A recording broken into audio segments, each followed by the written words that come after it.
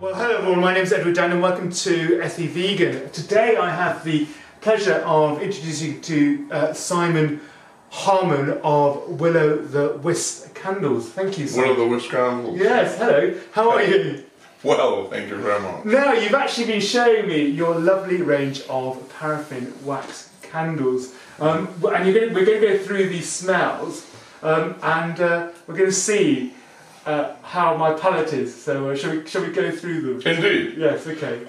Shall we start with this one, which is lavender and chamomile? That's quite nice actually, isn't it? It is. It's one of my favourites. Is it a sleepy actually. One? Is it, because you've got the chamomile? Does it make you sleepy? Yes, possibly. I've never really thought about it, yes.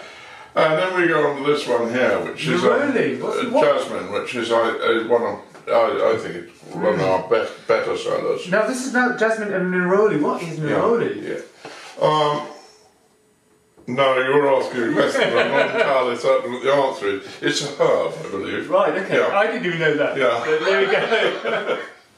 So you learn something every day. And here we are with myrtle and rose. This is it's a very feminine. It's quite a strong fragrance. Yeah, it's really intense. Women particularly like it. Yeah. Probably overall, the number we sell, almost 90% of them go to women, I suppose, men. But I like it, to be honest with you.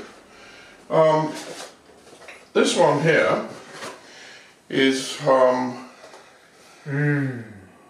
what do you think of that? It's quite nice actually, isn't it? Really, yeah. It's quite nice. Geranium and patchouli oil. Patchouli oil. Yeah. Patchouli oil. Yeah. It's, so why try these combinations? Because you've got combinations here, haven't you? It was trial and error, to be quite frank.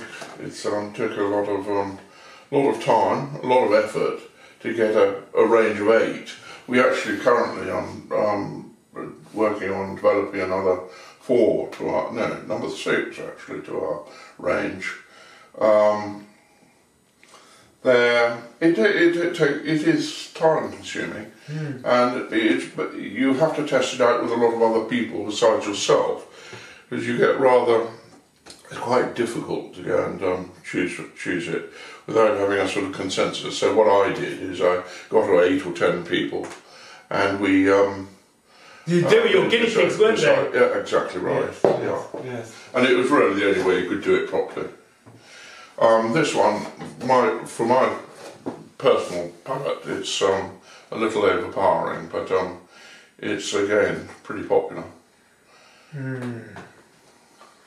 It is that's quite intense, isn't it? Really, not as intense as the rose, the myrtle rose. And you don't think it's as strong? No, I don't. Oh, interesting. Amberwood. This is amberwood. Oh, that's quite nice. Yes, indeed. That's one of my favourites. Yes, it's really nice. It's sort of got a sort of musky, masculine smell to it, doesn't it? Really. Thank you. But not overpowering. It's taken me about a year and a half, nearly 2 years, to develop a brand. It's not something you want to take lightly. It's very time consuming. It takes a lot of effort to. You have to follow the sort of procedure. You start with the candle, then you've got to. It's about the labelling. It's about the packaging, and the packaging is very important. If you're planning on setting up a brand, the packaging is really all important. Most people can produce a candle. However, to produce a whole brand is a long and laborious process. If to be honest with you, if I hadn't,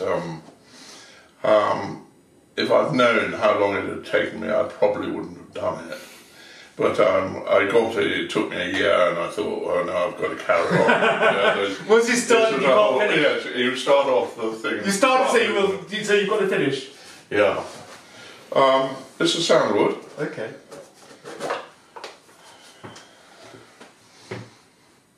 It's quite overpowering, isn't it? It is. It's quite nice. It's a popular fragrance. That is. And lastly Oh. is Amber and Cassis, which is our bestseller, Right. Okay. especially around Christmas. It has a sort of seasonal I think this is going to be. I think this is going to be my. It's got to be my favourite because it's just so lovely. It's just. It's like pure love. It is. It is just divine. I can see why it's so popular, really. I might say that has a burn time of around approximately 40 hours. 40 hours? Wow. Yes, yeah. It's they're all paraffin wax. Some people blend them, but I don't, and I can see absolutely no reason why you should. What do you mean? They produce a very good product. Paraffin wax makes up about 80% of the market.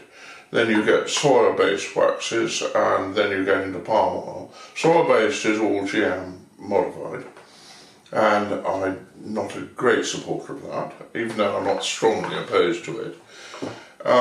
Yet the other major one is contributing to deforestation, and I do feel fairly strongly about that I don't use any palm oil at all. And there we are. It's they're all as a paraffin wax based, a very good product. The single advantage with paraffin wax is, firstly, there's no fragrance attached to paraffin in any way. Some people say that they burn or smoke. Well, that's absolute nonsense. That's nothing to do at all with the type of wax. It's the size of the wick they put in it. If you put in, broadly speaking, if you put in a larger wick, you get more smoke. And so it's important to have the size of the wick that fits the size of the candle. Otherwise you get into trouble. Either it burns out in the middle of the candle and then it blows out, or it's too hot and the wax collapses in on it and then you get a lot of smoke. So that's something you have to trial. It's the only way you can do it. If you're going to produce any numbers, you have to trial it first. Now, you also mentioned that you use paraffin wax, and why that in particular and not the palm wax? Well, palm oil I don't, because it's contributing to deforestation. And soya-based waxes I have no major problems with. However, they are GM modified. There are other waxes like beeswax and that sort of thing. I don't use that. We occasionally get asked at courses that we do as regards whether we use them or not. The answer to that, I have used it. It's a good product, but it's not something I actually make. I don't make a candle of candle wax at all.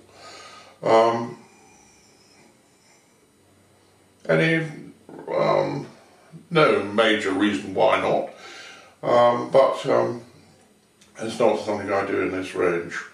And I've got to say the product, the paraffin wax, is a very easy thing to work with, and you don't have to put the additives in that you would have to put in if you were using a palm oil or indeed a soya-based waxes.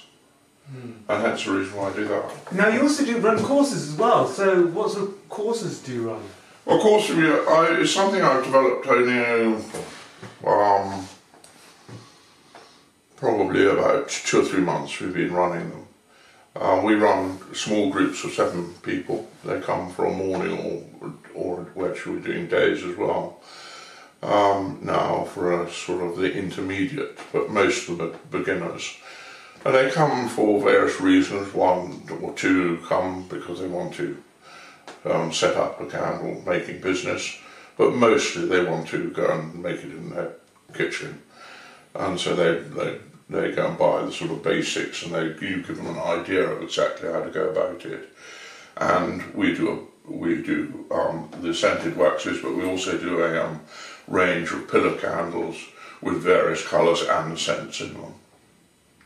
And that's basically what we do. And it's fun, I enjoy doing them. And the people seem to be happy with the idea and the way it is run, and it's very much a hands-on operation.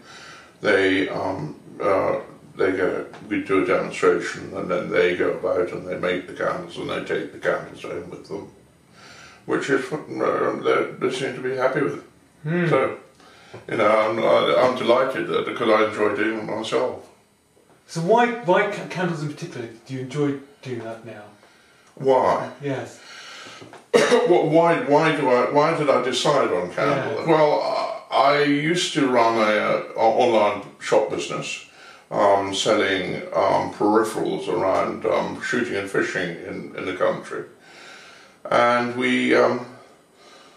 and the problem is with that market is now less and less people are involved in it, and as a consequence I decided I was going to come out of it.